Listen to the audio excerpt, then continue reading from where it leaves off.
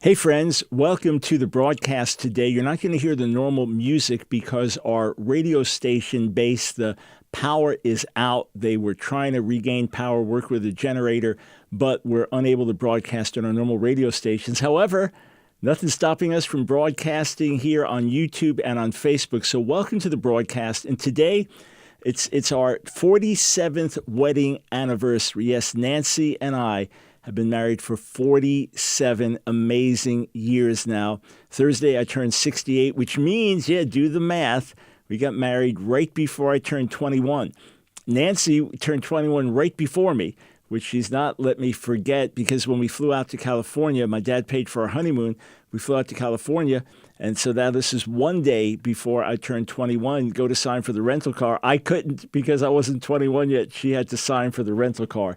Anyway, I want to talk to you today about keys to a happy marriage, keys to a blessed marriage, and of course, talking in particular from a biblical perspective. So we won't have any normal commercial breaks, and somewhere along the line, I will take some questions. So if you have a question for me relating to marriage, relating to family, feel free to post it either in the YouTube chat or the Facebook chat, and I'll try to get to some questions.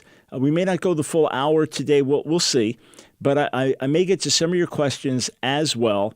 And I may take some random questions. So if you want to make sure that the questions are seen, put at AskDrBrown first. This will stand out from just chat going back and forth. All right, so 47 years of marriage. It just seems amazing. I am absolutely so in love with Nancy. We have an amazing, wonderful relationship. And God really did put together a right match with us. So let's start there. That if you're starting from scratch, if you're starting at the beginning, you're not in the midst of a marriage, it's not that you got married, you weren't believers, then one of you became a believer. Let's start first that you're going to be getting married. Obviously, you want to marry the right person. Now, you may not know what the perfect right person is for you. In other words, you may have a particular idea, I'd love to marry someone like this, or I'd love to marry someone that looks like this, or I'd love to marry someone that's spiritual like this, or I'd love to marry someone that's wealthy like this, or I'd love to marry someone that has these habits or hobbies, whatever. And you may not know what the ideal match really is, but God knows. So I don't mean that God's going to lead you to marry someone that you don't get along with at all, and that's totally incompatible, and we just have to trust the Lord. No, I mean that you want to start by putting God in the middle of everything. You want to start by putting God first and by saying, Lord, especially if you desire to marry, Lord, I believe it's your will that I marry. It's my desire. You haven't given me a gift to not want to marry. So bring the right person in my life at the right time and prepare me. Help me to be the kind of person that you want me to be, because obviously marriage is a two-way street. So until God brought Nancy into my life, at that point I was saved 2.5 years. I prayed pretty much on a daily basis.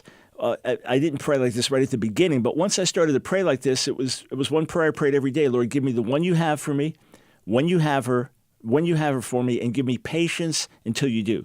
And of course, every day I was going to the Lord to spend quality time, hours with him, and to be more like him and to immerse myself in the word and fellowship with God. That was just an always thing that happened. So it was 2.5 years saved, and then God brings Nancy to the church, a Jewish atheist, really no reason under the sun for her to step into the walls of a church building or to have any interest in God or anything. But God works supernaturally. It's a long story as to how she got there, but God set it up providentially, supernaturally, brought us together. I got to share the gospel with her. We talked over a period of time. God wonderfully saved her. 1 week later, we were going together. I didn't think it happened that quickly. I mean, here I'm 2.5 years in the Lord. I'm established, right? Well, God brought us together 1 week after he saved her, and we spent weeks together before that talking and sharing the gospel, etc. God saved her, and then 1 week later, we were in love, and I knew we'd be spending the rest of our lives together. It was that deep. It was that beautiful. It was that wonderful. So if God can bring me, a hippie, drug-using, rebel, Jewish rock drummer kid, into a little Italian Pentecostal church that maybe on a Sunday would have 100 people if it was filled, all right? If God could bring me there and save me, and then bring another Jewish woman, because neither of us were thinking, have to marry a Jewish person, but this was God's plan. Bring another Jewish person, an atheist, into the same little church building. And it was a providential way that he set the whole thing up. He can bring someone in your life. He has the power to do it. And I know some say, look, I don't live around others, or there's no one my age, or things like that. So I've used, Christian dating sites. God can work through any of that. I'm not saying he can't and doesn't work through any of that, but I'm saying have faith that God can bring the right person in your life. In fact, let me just tell you a couple more details. I said it's a long story. I'll try to condense it. There was a young man in the congregation, got saved about the same time I did, named Danny. He got a job at a veterinarian's office and then got sick the first week and got fired. And I was over at his house talking to him, and he goes, Mike, I know God gave me that job. I can't believe I got fired. I said, Danny, you got sick. You didn't show up for work the first week, whatever it was. Of course you got fired. He goes, I know God gave me that job. Well, a few days later, they call him back. They said, well, we actually would like to rehire you. Well, Nancy was working a job. She was a cashier. She was looking for another job. She goes to this veterinarian's office and says, I'd like to work here. They said, well, we haven't hired any women to work here, and we're not planning on it. A little while after, they call her, and they say, yeah, we're going to hire you. So here God brings Danny to the same vet's office. He gets fired because he didn't show up for work because he was sick. They rehire him. God brings Nancy to that same vet. I mean, how many thousands of places are there that they each could have found places to work on Long Island? Hundreds, thousands of potential places, right? They had no history, no connection with each other whatsoever. God brings Nancy there, and then we haven't hired women in this position. Then they hire her. And then Danny talks to her, invites her to church. For some reason, she agrees to go, which is totally contrary to her atheism and her negative view of religious people, etc. And then God saves her there. So God can do that. He can bring people together. Have faith for that. And then as a relationship forms, if you're believers, God has to be in the center of it. When I lost a lot of weight, went from 275 pounds at my very highest down to 180 in less than 8 months through radical transformation of my life in 2014, I was joking with Nancy one day, and I said, hey, so you're more attracted to me now? And she said, I didn't marry you because of your looks. We were both laughing.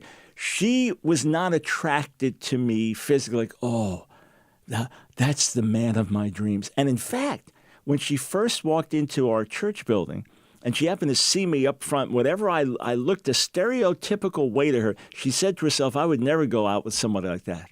Now, come on. How often does that happen? That it's one thing you see someone's like, oh, I'd like to get to know that person. You're attracted to them, right? Love at first sight or whatever it is. It was the opposite with her. How often do you have that opposite reaction? I've seen plenty of people that are unattractive and personality, whatever, and I never thought, before I knew Nancy, I'd never go with them. It doesn't even occur to you. That was actually the thought she had when God saved her, and she saw Jesus in me. That's what drew us together. So if God is in the middle of your relationship and you get saved as believers, and now one of you begins to fall away from the Lord, that's going to be trouble in the marriage, because it's not just that your personalities were compatible, but that God brought you together. And if you both get stale in your relationship to God, you're going to have problems. So it's always important to keep a strong and good relationship with the Lord, because he is the glue. And he is the one that really makes you compatible. You're compatible in him. Outside of him, Nancy and I never would have talked, never would have known each other, never would have thought of getting married or anything like that. In him, we were drawn together. All right, so that's this one obvious thing of keeping God central. A second thing is put one another first. If you both commit to do that, which means crucifying the flesh, which means crucifying your anger and your pride and your self-righteousness, and I have a right, because you're married, right? You made a lifelong commitment before God to one another. And as believers, you should understand divorce is not an option. That should be your mindset. I'm not saying that if someone divorces you, they walk away from you, that you're in sin because they divorced you. No, you've been hurt as a victim, and God can work and restore things in your life in many ways. And I'm not saying that if, let's say, a man commits adultery multiple times and says to the wife, I'm out of here, and she has a right to divorce him, Scripture. Yes, I believe that. But I'm saying your mentality as believers in marriage should be divorce is not an option. Divorce is nothing we think about. It's not in our vocabulary because we made a lifelong commitment before God. And if God joins you together, then people shouldn't separate it. So when you think like that, and in our 47 years, the word never came up. It was just never a discussion. It was never came up in any way, all right? But if in your mind you're thinking, well, I could always divorce. No, you can't. You can't. If you got married in the sight of God and made a lifelong commitment one to another, it's not just, we're not really getting along these days. Or, I think I'd like somebody more spiritual. Or, look, the spark of romance isn't there anymore. Or, she doesn't look the way, he doesn't look the way, they don't treat me. Those aren't options for divorce. So we have to get that out of our minds. And especially if it's never in your mind, that's wonderful. But you have to understand, okay, I made a commitment before God to this person. I made a commitment before God. And that means I have to live that commitment out. And that means I have to choose to do the loving thing even when I don't feel love, when I don't feel loved, or I don't feel love in me. Either way, I have to choose to do the loving thing. If you will put the other person first, humble yourself and honor them and put them first, almost everything can be fixed. Again, if somebody wants out, they walk away from God, they want out, there's only so much you can do. But I'm talking about in other situations, in normal marital situations, if you will determine, I'm going to humble myself, I'm going to kill the pride and put my spouse first and try to see, okay, what's bothering them, what's hurting them, what can I do to fix this? Almost always things can be fixed. You may need counseling in a difficult situation to give you wisdom because things are so volatile.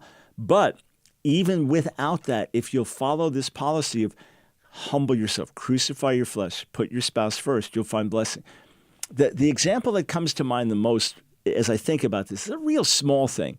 And I'm thinking back where we lived when this happened, say 15, 17 years ago, 18 years ago maybe. So ways back. I forget what the thing was, but it was some little dispute that we had. But I remember exactly where we were when it happened. It was some little dispute that we had. And I said to myself, I'm not going to humble myself again. I'm not going to be the one to go first, say, I'm sorry, I apologize, because I always go first. I always apologize first. That was my mentality back then, right? And I'm not going to do it again. And so we were having a conflict. And right at that moment, God convicted me of my pride. Like, you are going to make a decision not to have a right attitude before God, because my attitude before God was wrong at that moment. So think of that. I don't care if your spouse said something or did something that offended you or upset you. Is your attitude now right before God? Is it pure before God? Could God put a spiritual x-ray of your attitude out in front of the whole world to look at and say, yeah, thumbs up, good attitude in the midst of this conflict? So I was convicted of my prideful response before God. And I said to Nancy, obviously something's bothering you because you reacted a certain way. So rather than, why are you treating me like that? It was, no, put her first. I said, obviously something's bothering you because you reacted like that. So what did I do to upset you? Instantly, everything was as calm as could be, as loving as could be. And she said, yeah, when this happened, it hurt. It's like she just wanted to communicate with me and to recognize that I had done something that had hurt her or had offended her or had pushed her away, whatever it was. And the moment I humbled myself, the communication was there. Now, it's not always that quick and that easy, but as a life principle, let me speak as a man. I know what the Lord says to me as a man, as the husband. Husbands, love your wives as Christ loved the church and gave himself for her. So I know that in marriage, it is my role as the husband to give myself for Nancy. So that means I put my preferences behind her preferences. And the thing that's amazing is when you do that, and you do it in a godly way, not in a bitter way, all right, fun, you get your way again. No, just gladly, joyfully, right? It's just often little petty things, little small things. Just, hey, your preference, right? I joke with people that the wedding is the bride's day, and then after that is the bride's life, right? But when you do that, men, brothers, your wife will respond the way you want her to. That you'll get the wife that you want to get as you do. It's not a one-sided thing. And I know everyone's going to give me the exception. I'm just saying I'm going to follow scriptural principles here. And I can tell you now, by God's grace, 47 years later, these scriptural principles work. You say, well, what do you mean by put her first? Okay, little things. She likes the temperature warmer or cooler than I do. Fine, I can always take a sweater off or put a sweater on. That's fine. She would rather do this. I have a preference to do that. No, there are endless things we'll discuss. Like, hey, whatever you want, etc.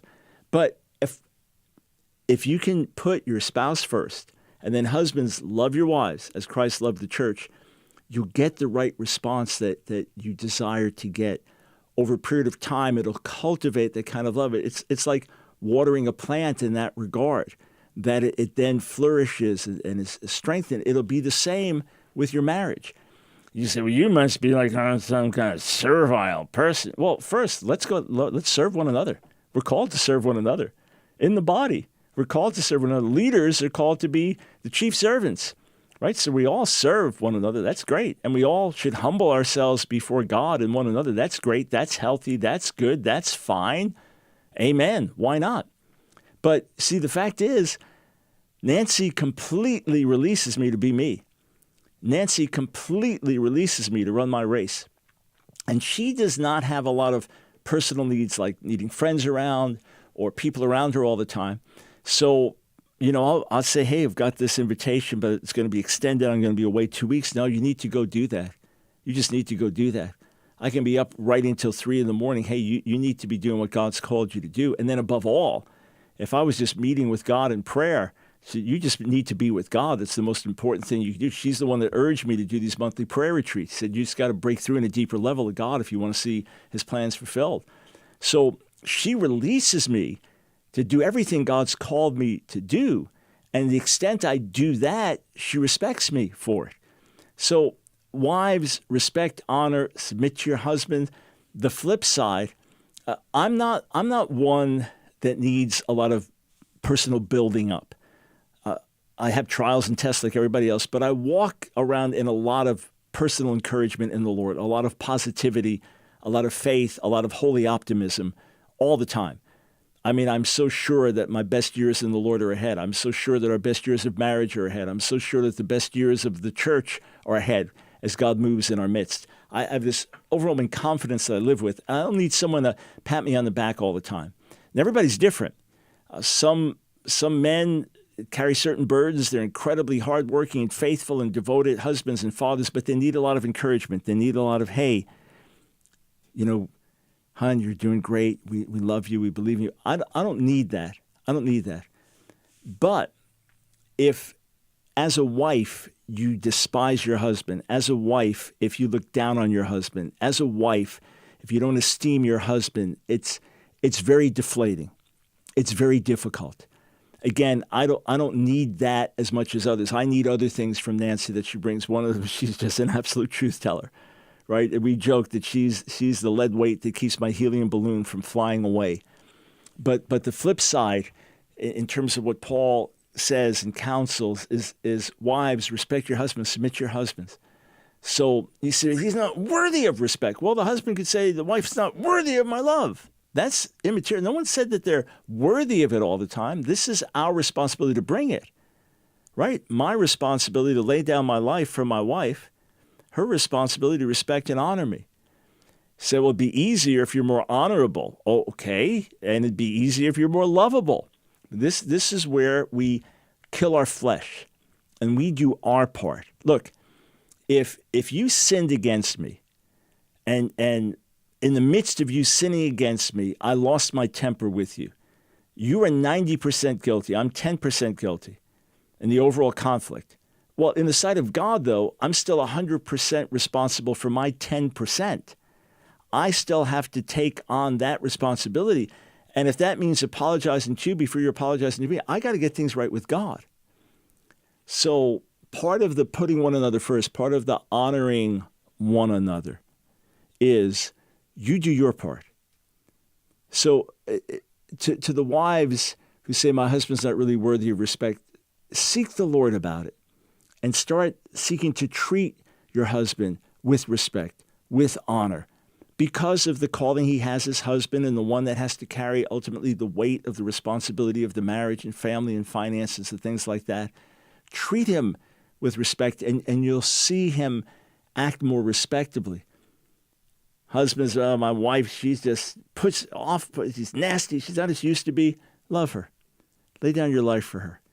Seek to make her life easier. Try to help her.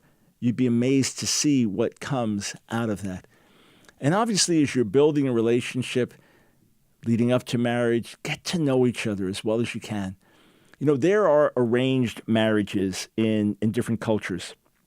There are arranged marriages in ultra-Orthodox Jewish cultures. There are arranged marriages in Hindu cultures, I'm sure in Muslim cultures. And I saw an ultra-Orthodox Jewish woman make the statement, we don't marry the one we love the one we marry. Well, obviously, in that culture, that's how it has to work. The parents, the matchmakers, they do their best to make things as compatible as possible. They really work hard to make that happen. And they try to work out a marriage that they think will be good for everyone. Sometimes they have other goals. They have political goals or social goals or financial goals, and they match a couple together. And it's up to the couple to work things out. So theoretically, almost anybody could make things work. But thankfully, we're not in that situation in our lives. We can choose the ones we marry. So really get to know each other well. Spend a lot of time. Communicate openly, honestly. And then within the marriage, be sensitive to each other. When you see something's wrong, when you see a drifting, when you see the connection's not there, when you see there's more shortness or snappiness or lack of patience or lack of concern, don't just ignore it. It's like, okay, what's going on? What's going on? You don't seem yourself.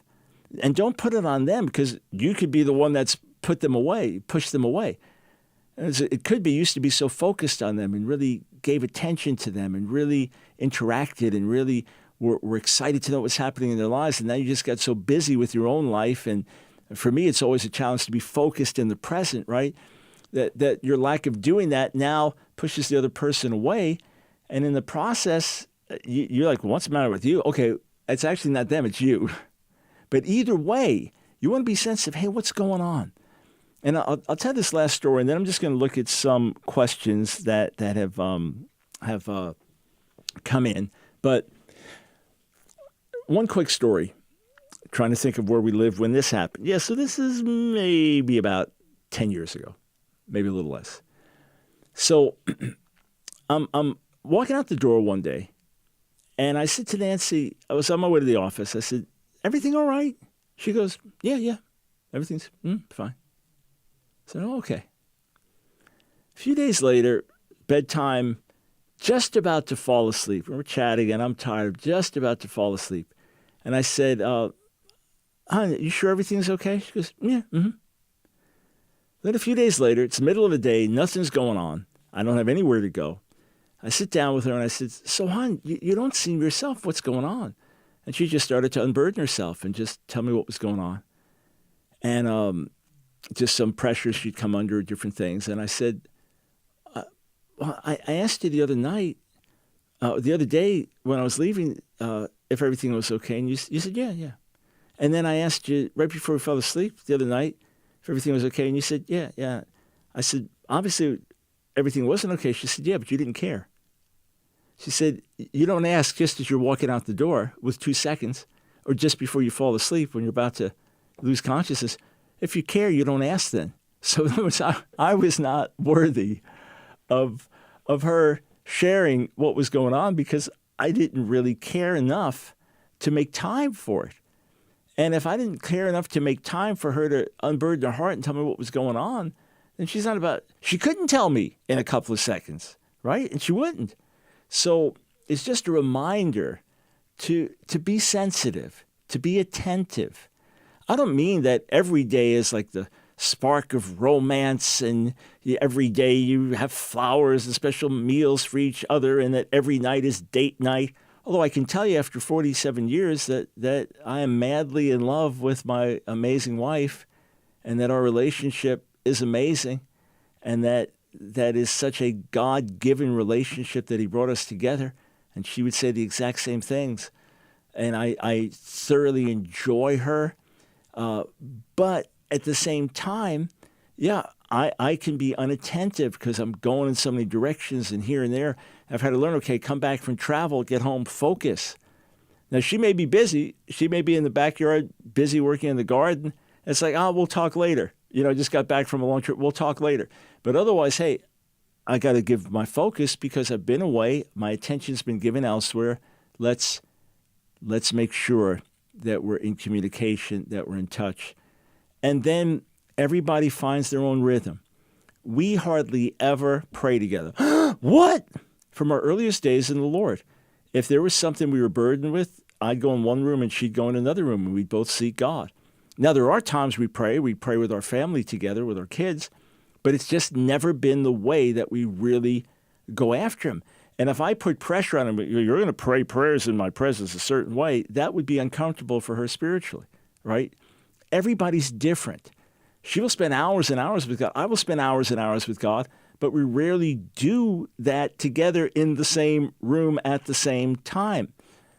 Now, we may talk about spiritual things endlessly, but everybody's different.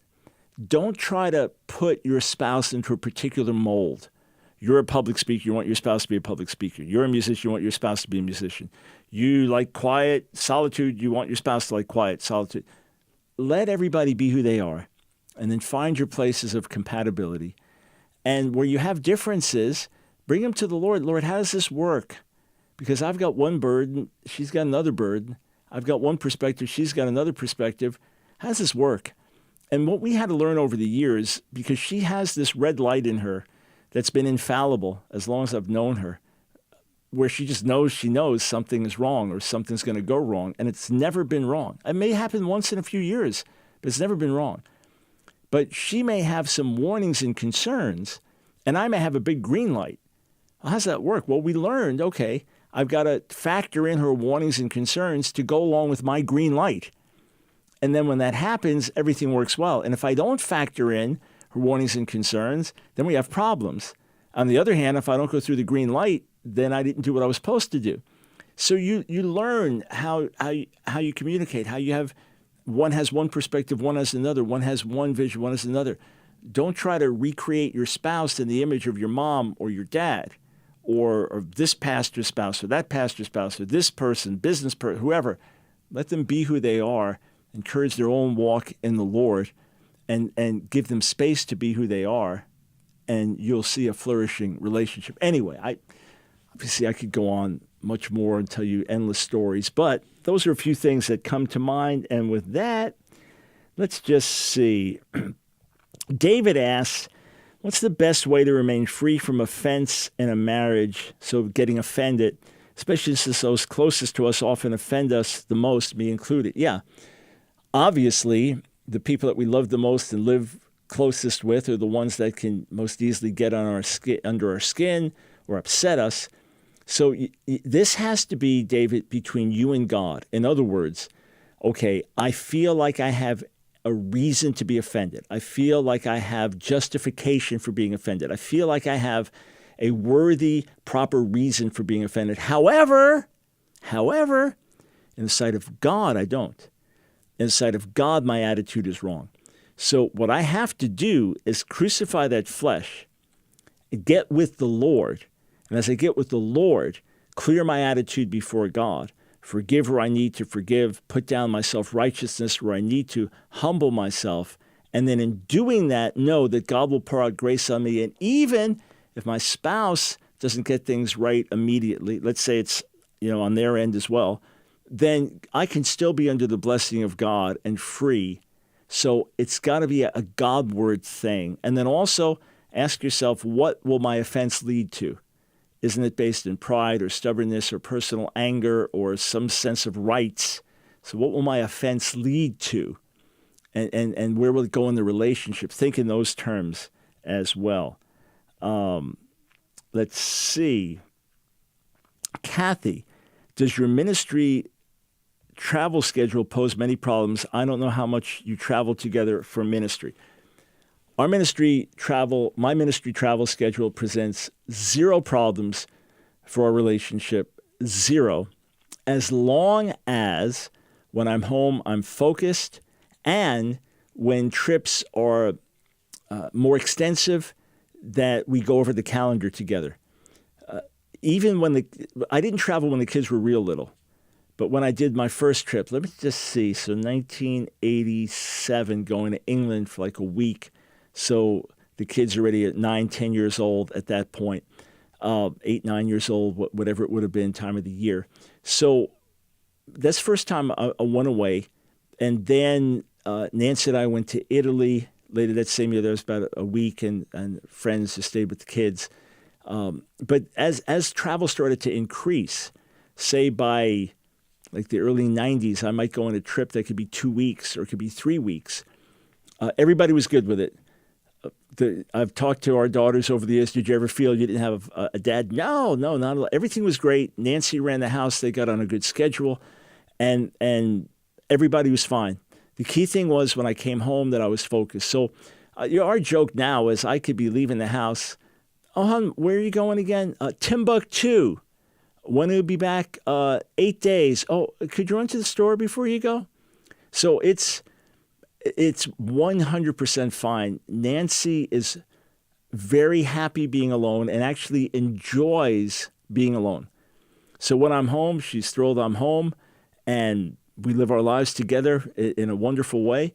But it poses no problem. But that's why another reason God brought us together. One thing we learned during COVID, I thought she had this tremendous grace that she was good with me being alone, that she was good with me being away. What we didn't realize is not just she was good with me being away, she actually has a need to be alone as well.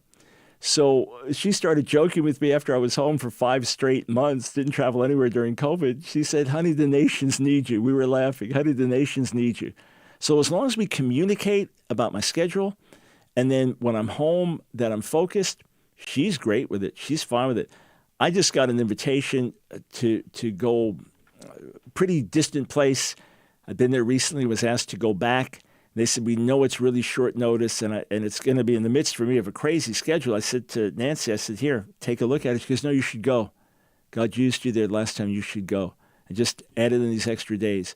But that's the way she is. That's the way I am. Other people would get absolutely devastated, worn out with my travel schedule, or otherwise would have had it. It's like, you're hardly even home. But in our case, it works great. And there's never, ever, in all my decades of travel, ever been a complaint unless I didn't go over the schedule with her and something was excessive or a bad time of the year, or I was not focused when I got home. But it's never been an issue. That's part of the divine arrangement. Let's see. So Joey did explain how we met, but thanks for the happy anniversary. But again, in the same church where I got saved in 71, she got saved in 74, little Italian Pentecostal church in Queens, New York. All right, let's see, a couple more questions. Kingdom Exploits asks, how do you get on the same page when you're struggling to see eye to eye? So these are all really good questions. What you do is you say, okay, we're having a problem. So let me do my best to understand your point of view. And then let me do my best to explain my point of view to you. So we're not going to argue. In other words, I'm not trying to convince you. You're not trying to convince me. I want to understand, all right, tell me why you don't think this is the Lord's will that we do this. All right, let me tell you why I believe it's the Lord's will. And now we just say, okay, God, what do we do? We're at an impasse here. So it's nothing personal now, right? No, that's not the way we discipline our son now, or our daughter. No, that's the wrong way to do it. Okay, well, why do you feel that way? Rather than arguing about it, because I'm a debater, I'm a confronter, let me prove my point, right? So instead, okay, step back. So why do you feel that way? Why is that your perspective? Okay, all right. Let me think about it. Let me share mine with you. Let's step back. Let's go to the Lord. And then if you're still in an impasse, try to look at track record. Like in practical wisdom, Nancy is 10 times better than me over the years. or just in, with physical wisdom things like, when you do this, you're going to injure yourself, right? Or if you put this here, this thing is prone to break or whatever. She just has like a lot of practical wisdom along with spiritual wisdom. So I defer. On most practical matters, I defer. On things in terms of overall life direction and carrying the burden of the home, she looks to me as the head of the home to do that. But I defer in things where I realize she's got a really good track record here. And otherwise, the key thing when you have an impasse is to not let it be an impasse of attitude. It's like, hey, hon, I'm listening to you. I hear you. I just don't see it like that. Do you get my perspective? All right, we'll step back. We have to make a decision, and you're going to have to work out how to do that. But you do it in a way where the goal is not to convince the person you're right, but to try to understand each perspective. Once you have that part down, then a lot of the tension will be removed. Can you give a suggestion to all young generations who are going to marry what they should be doing that is right in front of God's eyes? Yes, so obviously you want to both have solid relationships with the Lord, not putting on some kind of spiritual show for the person you want to marry, but really being solid in the Lord and being open and honest. Be open and honest with each other. I don't mean that you have to disclose every last secret thought you had or struggle or question, but you want to be honest, vulnerable. Just be real. Be real with each other. Cultivate strong personal relationships with God and really determine that you're going to put him first in your lives. And then, of course, till you're married, keep yourself sexually pure. Just basic things like that. And it just leads to God does honor that, and your own consciences are more clear. And in the event that's not the person you end up marrying, then you haven't defiled one another in that regard. So those are just some basic things. And to recognize, even if you come from a broken home, that marriage is intended to be something very beautiful. Don't be put off by bad relationships you may have seen.